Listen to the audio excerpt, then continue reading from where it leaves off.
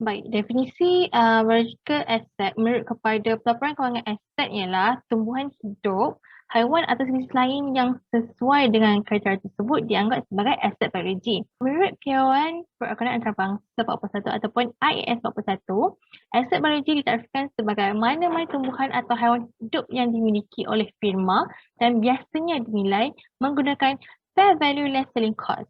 So, antara contoh kepada aset biologi ni seperti kambing biri-biri, lembu, kebun buah macam kebun durian ataupun ladang gandum dan juga sebagainya lah.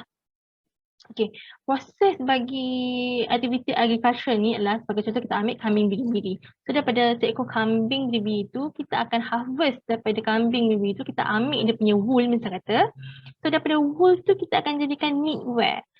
So itu adalah dia punya keseluruhan proses agricultural activities lah. Baik, nature of biological asset ni ialah hanya pemilik firma yang boleh memegang atau mengaccountkan aset biologi. Sumber-sumber ini adalah penting kerana petani dan orang lain yang semua pendapatan utamanya adalah daripada mengeluarkan, memasarkan dan mengeksport produk biologi. Mereka sentiasa mencabar untuk mengurus kerana mereka adalah komponen aktif alam sekitar. Ancaman kedua-dua kualitatif dan kuantitatif sentiasa berada di bawah radar mereka. Okay. Kepentingan biological asset ni ialah yang pertama untuk mengelaskan dan mengenal pasti aset yang dimiliki oleh syarikat. Dan seterusnya ialah bergantung pada musim satu produk. Tumbuhan biologi yang berbeza boleh berada dalam permintaan yang tinggi ataupun rendah. Kemarau, cuaca beku, hujan yang tidak menentu atau pelbagai penyakit adalah beberapa bahaya yang dihadapi oleh aset biological ini. Okay. Konsep kepada biological asset valuation ini ialah menurut standard IAS 41, standard ini dia menyatakan bahawa aset biologi lazimnya mesti dinilai menggunakan fair value less cost of sale. So objektif valuation ini adalah bagi mewujudkan peraturan perakaunan untuk aktiviti pertanian untuk menguruskan penukaran biological asset. Okay, skop bagi version ini tertumpu kepada tanaman pembawa dan juga hasil pertanian pada masa penuaian. So bagi version approach yang kita boleh guna untuk biological asset ini, yang pertama ialah market approach di mana kaedah penilaian yang menggunakan harga dan data lain yang berkaitan dengan urus niaga pasaran yang melibatkan aset, liability atau gabungan aset dan obligasi yang serupa seperti perniagaan. So yang approach yang kedua ialah cost approach di mana ia mengambil kira jumlah wang yang diperlukan pada masa ini untuk menggantikan kapasiti perkhidmatan aset ataupun sering dirujuk sebagai current replacement cost. Dan approach yang ketiga ialah account approach di mana jumlah masa hadapan seperti aliran tunai atau pendapatan dan pembelanjaan diubah menjadi satu kuantiti semasa yang telah didiskaun. Okey, untuk projek pilihan kami telah memilih untuk menggunakan kaedah market approach method bagi menghasilkan variation untuk biological asset yang telah dipilih. Baik, seterusnya saya akan membentangkan kajian kes untuk aset biologi. Bio Valley Faircraft Berhad mula dibangunkan pada September 2009. Bio Valley ini merupakan salah satu projek di bawah bahagian bioteknologi Faircraft Berhad. Lokasinya terletak lebih kurang 37 km dari Sungai Perak ke Luitan dan berada dalam daerah Gajah. Luasan ladang Faircraft Berhad, Bio Valley ini adalah lebih kurang 20 hektar iaitu 51.081 hektar. Bio Valley Faircraft Berhad menjadikan perkhidmatan seperti menjual lembu, kambing, jerami, baja bioorganik, makanan pedaging dan produk tempatan seperti teh, kopi, koko dan kolagen. Jadi bagi kajian kes ini kami telah menggunakan kaedah market approach untuk menilai aset bagi 3,000 ekor lembu yang terdapat di ladang Bio Valley Faircraft ini. Market approach ialah salah satu kaedah penilaian yang digunakan untuk menilai aset berdasarkan harga jualan aset yang sama atau yang setanding dengannya. Tanpa mengira jenis aset yang hendak dinilai itu, melalui kaedah market approach ini akan meneliti jualan aset pada masa yang sebelumnya dan menyesuaikannya dengan varian atau perkadaran yang tertentu. Berikut merupakan maklumat yang kami dapati dari ladang tersebut. Kami telah membuat pengkelasan lembu tidak matang iaitu 0 hingga 24 bulan berjumlah 1,200 ekor lembu dan lembu matang berusia dari 24 hingga 36 bulan berjumlah 1,800 ekor. Anggaran harga terkini lembu hidup ialah RM3.70 bagi lembu tidak matang dan RM6.75 bagi lembu matang.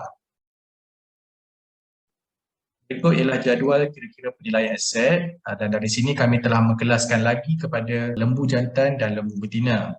Kita akan buat assumption iaitu andaian. Yang pertama ialah nilai kilogram adalah bersamaan dengan dalam situasi ini kita telah mengandaikan bahawa 1 egg bersamaan dengan 15 kilogram.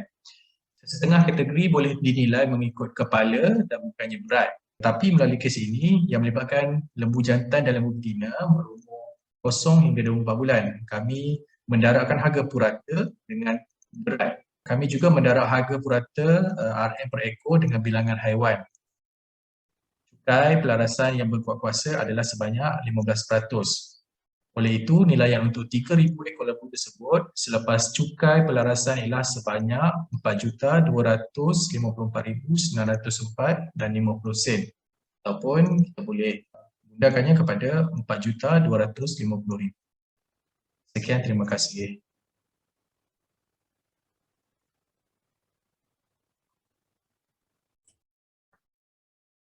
Seterusnya kami akan membentangkan projek 2 berkenaan Heritage Asset Valuation. Definisi dan pendahuluan. Heritage asset merupakan komponen yang berharga kerana sumbangannya dari segi ilmu pengetahuan, sejarah dan budaya kepada sebuah masyarakat di dalam negara. Perkara yang utama dalam sebuah warisan adalah pemeliharaan dan pemeliharaan, iaitu aktiviti dan usaha bagi menjaga, menyelenggara dan membaiki sesuatu warisan.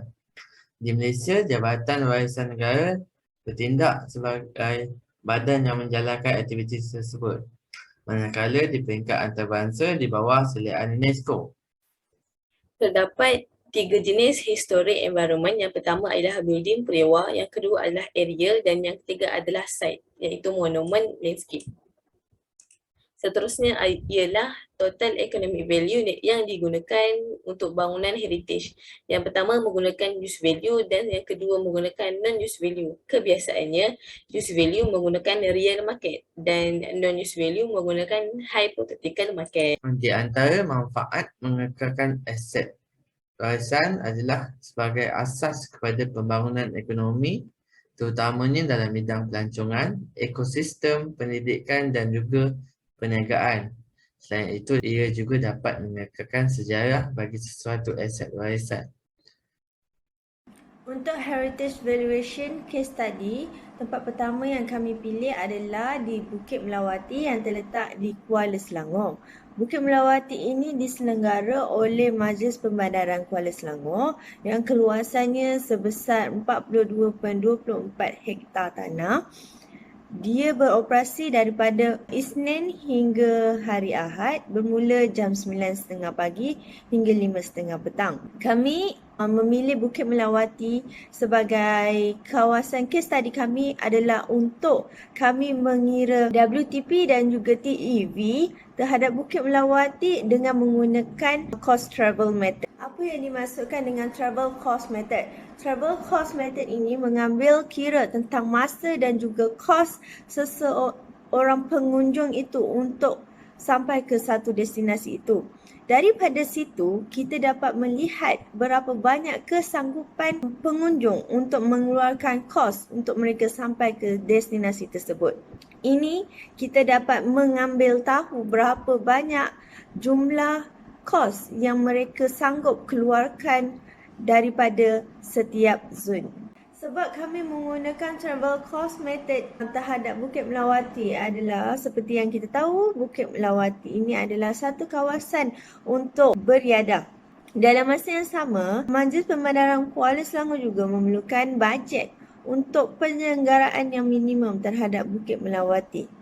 Oleh itu, travel cost method adalah satu kaedah yang sesuai. Terdapat dua cara untuk kita gunakan method travel cost ni, iaitu dengan menggunakan zonal trip cost dan juga visitor service. Ini adalah contoh zonal approach. Zonal approach ni kita dapat mengira by zone, iaitu setiap zon adalah berlainan masa dan juga jarak. kilometernya. Daripada table A, kita telah bahagikan kepada 3 zon iaitu zon A, B dan C yang mengambil masa travel yang berlainan dan juga jarak yang berlainan. Kos kemasukan ke Bukit Melawati adalah sama iaitu RM5. Dari situ kita dapat menganggarkan jumlah pengunjung pada setiap zon dan juga jumlah keseluruhannya lah. Dengan berpandukan table A menggunakan formula value of asset, kita dapat menganggarkan value terhadap Bukit Melawati tersebut seperti yang dilampirkan pada table B. Merujuk table C, ini adalah cara pengiraan untuk mengira willingness to pay WTP untuk setiap zon. Seperti yang kita tahu, zon A, zon B, zon C yang telah dibahagikan yang mempunyai travel time yang berbeza dan juga jarak perjalanan yang berbeza. Tetapi kami darabkan dengan hour rate yang sama iaitu RM12 per hour. Operating cost untuk setiap distance yang sama iaitu 80 sen untuk per km. Kos kemasukan yang sama iaitu RM5 untuk setiap zon. Dan dari situ kita dapat kesanggupan setiap pengunjung untuk mengeluarkan kos seperti yang dilampirkan pada table C. Kes penilaian aset warisan yang kedua, sebuah lot kedai yang dibina sebelum perang terletak di Jalan Hang Kasturi, Kuala Lumpur berkeluasan 2,398 kaki persegi. Bagi mendapatkan nilai pasaran, kami menggunakan pendekatan perbandingan di mana nilai tanah dinilai berdasarkan analisis harta tanah yang hampir serupa dan nilai bangunan dinilai berdasarkan kos pembinaan yang setelah disusut nilaikan. Di sini terdapat 3 transaksi lot kedai sebelum perang di kawasan sekitar subjek tanah yang hampir serupa dengan subjek tanah tersebut. Setelah membuat analisis, kami berpendapat nilai harta tanah adalah 4.5 juta atau bersamaan 1,878 per square foot dan nilai bangunan 500,000 atau bersamaan RM100 per square foot. Kami memilih Kelly Castle sebagai historical building di bawah projek Heritage Valuation. Terletak di Mukim Sungai Terap, di daerah Kinta, di negeri Perak. Luas tanah di atas istana tersebut seluas 7 ekar dan bangunan istana tersebut seluas 360 square meter dan pegangan ini selama-lamanya. Untuk pengetahuan semua, Kelly Castle merupakan di bawah hak kerajaan di mana di bawah Kementerian Pelancongan Malaysia. Valuation method yang dilakukan untuk menilai Kelly Castle ialah discounted cash flow, income and outgoing. Di sini kita dapat lihat income yang diperolehi. Yang pertama, mereka peroleh peruntukan daripada kerajaan setiap tahun. Dianggarkan mereka memperoleh RM60,000 sehingga RM80,000 setiap tahun. Seterusnya adalah bayaran masuk untuk memasuki istana tersebut. Terdapat 2 harga yang berbeza iaitu sebagai warga negara perlu membayar RM5 manakala bukan warga negara perlu membayar RM10. Parking lot turut di-charge sebanyak RM2 dan event charge di-charge sebanyak RM1,200 per day. Kerana apabila event dilakukan di istana, maka istana Kelly Castle itu ditutup untuk pengunjung luar. Di sini kita dapat lihat total income pada tahun 2022 sehingga 2026. Ini merupakan senarai outgoing. Yang pertama ialah maintenance cost, iaitu kos untuk membaik pulih, untuk memelihara Kelly Castle tersebut. Yang seterusnya ialah labor charge sebanyak 3 orang yang menjaga di istana tersebut. Dan seterusnya rental. Rental ini pihak istana perlu bayar ke Majlis Pemadaran Batu Gajah. Rental ini termasuk kios makanan, kios minuman dan kios entrance masuk. Kita dapat lihat ini adalah total outgoing dan total outgoing perlu ditolakkan dengan income untuk mendapat balance. Kemudian perlu di PV kan sebanyak 8% dan memperoleh sum of present value sebanyak RM1,502,183.07. Sekian dari kumpulan kami.